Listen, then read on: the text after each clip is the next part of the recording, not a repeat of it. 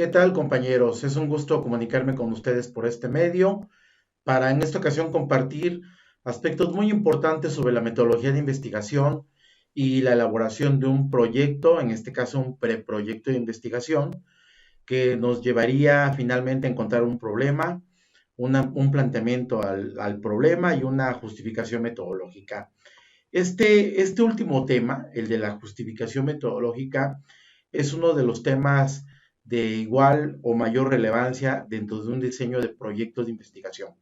Es decir, eh, el proyecto de investigación o protocolo de investigación, independientemente de las variables de la pregunta y de la delimitación espacio-temporal del investigador y de la investigación, se topa con un problema de cómo delimitar ese problema de investigación.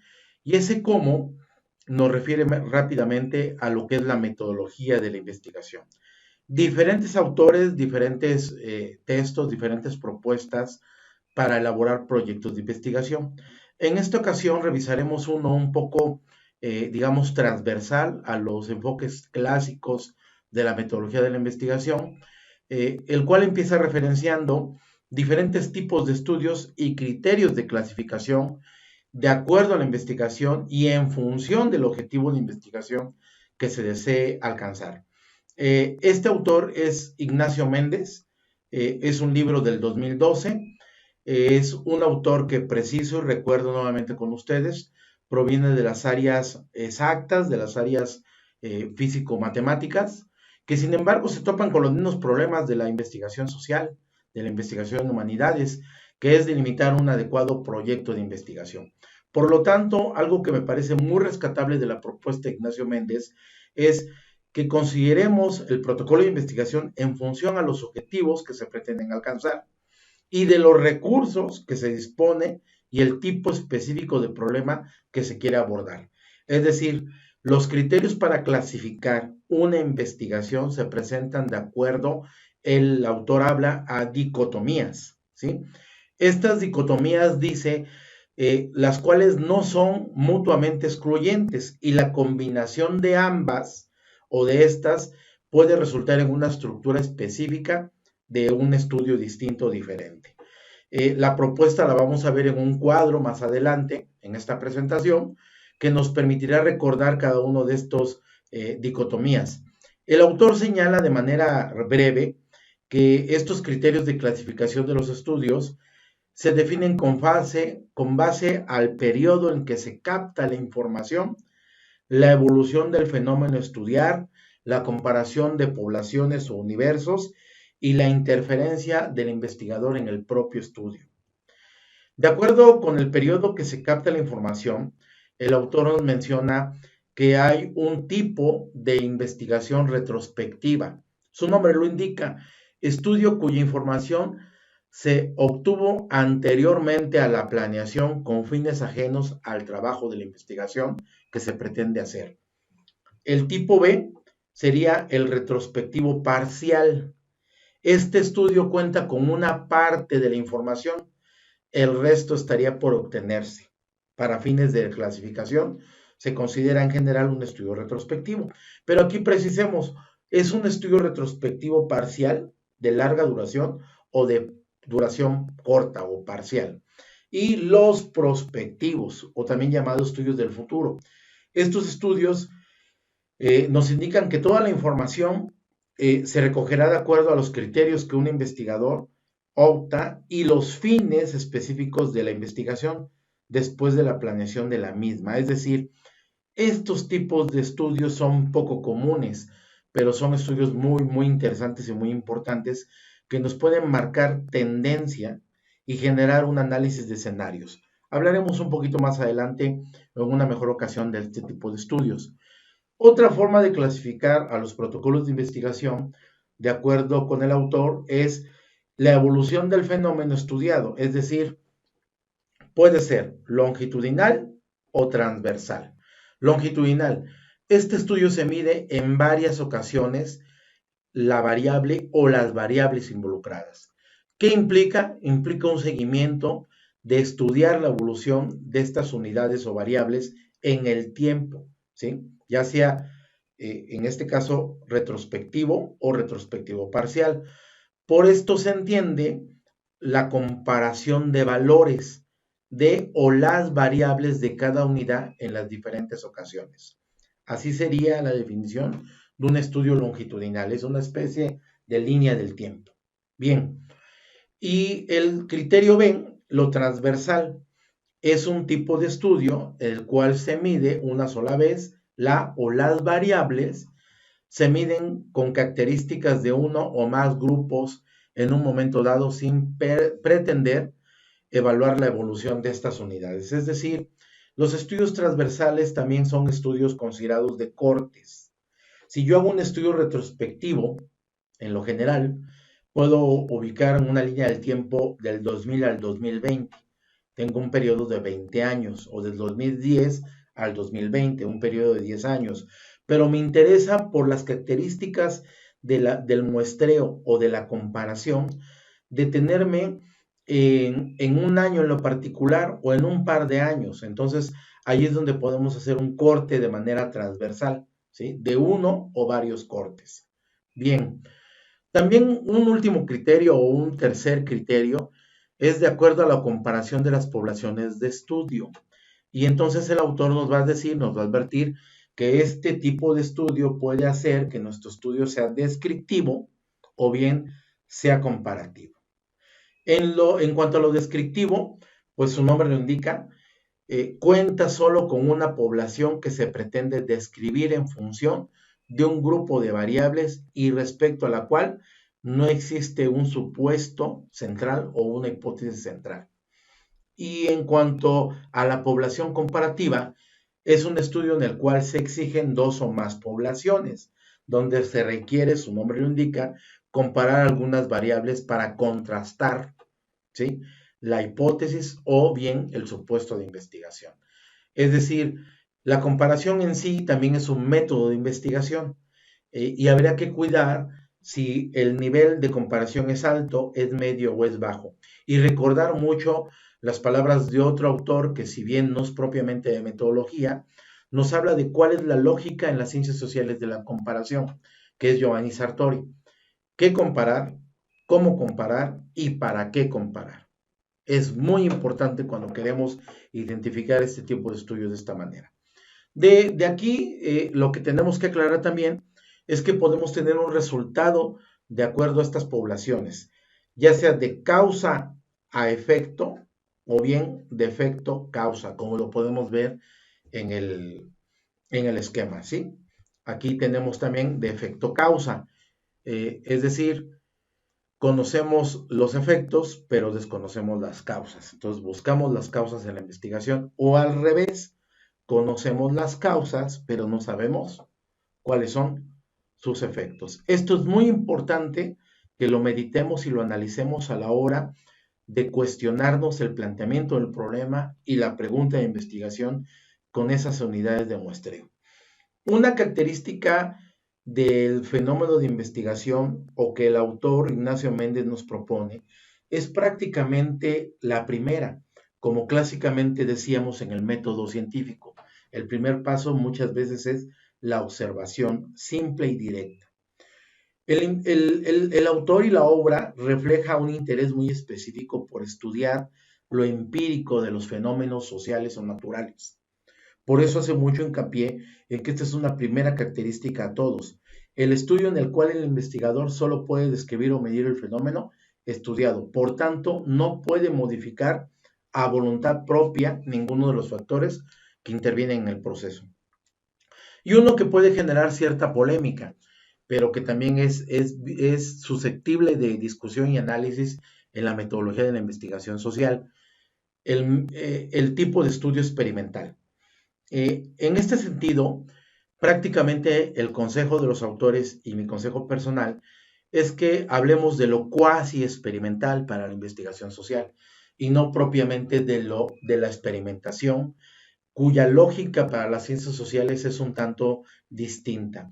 Me he referido en alguna ocasión ya con ustedes a que lo experimental de alguna u otra manera, como se ve en las ciencias químico-biológicas o físico-matemáticas, de A más B igual a C, no es esa su misma lógica de proceder. Estamos hablando de que lo cuasi experimental nos llevaría a variables un tanto subjetivas y relativas a esta discusión. Pero bueno, el autor lo señala y lo señala en el último de los tipos de protocolos. Esta matriz busca hacer una síntesis, este cuadro matriz, para que empecemos a hurgar, analizar y a meditar, remeditemos porque tienen la presentación, tienen el texto, y cada uno de los 8 tipos de protocolo que están en la columna de la derecha, no nos confundamos con el instructivo, ¿sí? Que está en la columna de la izquierda, más bien los 8 tipos de protocolos a los que hace alusión el autor están en la columna de la derecha. Así tenemos que el primer tipo de protocolo puede ser observacional, prospectivo, transversal, descriptivo, cuyo instrumento técnico sería una encuesta descriptiva. Pero este mismo protocolo se puede convertir en un protocolo tipo 2, que también es observacional, pero en vez de ser prospectivo es retrospectivo, con una intención comparativa, también puede ser descriptiva, y en vez de una encuesta descriptiva puede ser una encuesta comparativa. Acuérdense que decíamos que son binas que no son mutuamente excluyentes. Yo pondría que la característica del estudio es la que nos debe interesar un poco más, que es la segunda, la columna 2, la columna 3, si somos rigurosamente al texto o al cuadro, que es lo prospectivo o lo retrospectivo. Y entonces tenemos los dos primeros tipos de protocolo, ¿sí? Bueno, un tercer tipo de protocolo es el observacional retrospectivo longitudinal descriptivo, revisión de casos. Si ustedes notan, tanto el protocolo tipo 3 como el protocolo tipo 5 está de alguna manera visualizado en negritas. ¿Por qué razón? Bueno, porque yo leyendo el cuadro clasificador de Ignacio Méndez, sugiero que estos son los más viables o los más comunes en la investigación social. La mayoría de los estudios que acostumbramos en nuestro contexto universitario a indagar se convierten en estudios de caso, ¿sí? Lo cual implicaría una metodología propiamente, la investigación de estudios de caso. Pero bueno, en este caso convendría leer el capítulo y el apartado del protocolo 3 para ver las ventajas y desventajas de este tipo de estudio. Pero es un estudio muy, muy socorrido en la investigación social. Bueno, el estudio tipo 4 o protocolo 4 también es observacional con la característica de que es retrospectivo, longitudinal, comparativo de efecto causa. Y puede ser también como un tipo 4, un tipo 3, perdón, que es un estudio de caso, pero casos y controles. De aquí se desprendería un quinto tipo de protocolo de investigación que nuevamente tiene la característica observacional, que también es retrospectivo, que también tiene la característica longitudinal, pero que es comparativo de causa-efecto, no de efecto-causa como el 4, sino de causa-efecto. Decía yo, el investigador conoce las causas y va a buscar los efectos. O en el tipo 4, conoce los efectos, pero no conoce las causas. Y el nombre más común es un estudio o protocolo de perspectiva histórica. También está en negrita porque muchas veces cuando utilizamos esta técnica que describe Ignacio Méndez en su cuadro matriz, que es retrospectivo longitudinal comparativo de efecto causa o causa-efecto, tenemos prácticamente investigaciones de perspectiva histórica. No es nuevo, pero en el cuadro clasificador de Ignacio Méndez aparece como una metodología un tanto distinta y con un nombre más adecuado. Muchas investigaciones se dedican a estudiar antecedentes del tema, ¿sí? El pasado, los antecedentes, para buscar el porqué del presente o de esas causas. Y casi nunca hacemos lo que decía el protocolo 3, el 2, perdón, prospectivo, el 1, prospectivo, ¿verdad? Ver el futuro. Bueno, tenemos un sexto y un séptimo tipo de protocolo, que nuevamente son observacionales, que son prospectivos, que son longitudinales, descriptivos de estudio de un corte. O el tipo 7 cambia a un estudio comparativo de varios cortes. ¿Dónde utilizamos o dónde vemos con mayor frecuencia los análisis de prospectiva? Bueno, hoy ante la pandemia y ante el seguimiento cotidiano que la Secretaría de Salud está haciendo a un fenómeno eh, de contagio, todos los días tenemos clases de estadística descriptiva, pero en esas mismas clases de estadística descriptiva tenemos clases de estadística inferencial. Esta es una cualidad particularmente de la estadística inferencial, hacer estudios inferenciales y por tanto como de predecir el comportamiento de una variable o de varias variables.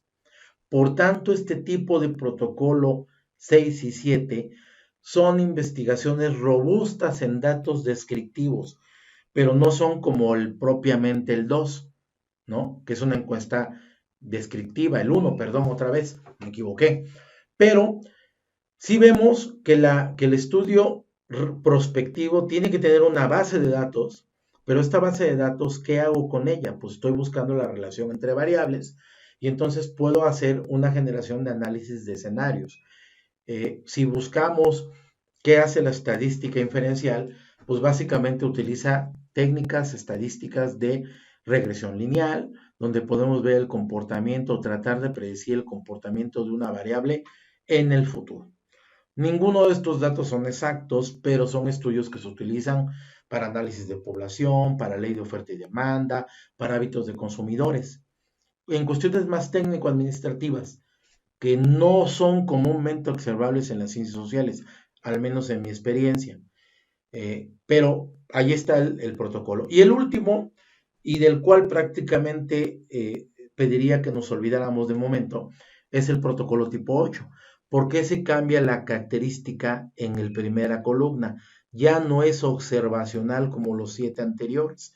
Este se convierte en un estudio de carácter experimental, que es prospectivo, como lo vengo platicando, es longitudinal, hace estudios comparativos de varios cortes o de un corte, pero para demostrar una hipótesis, un experimento.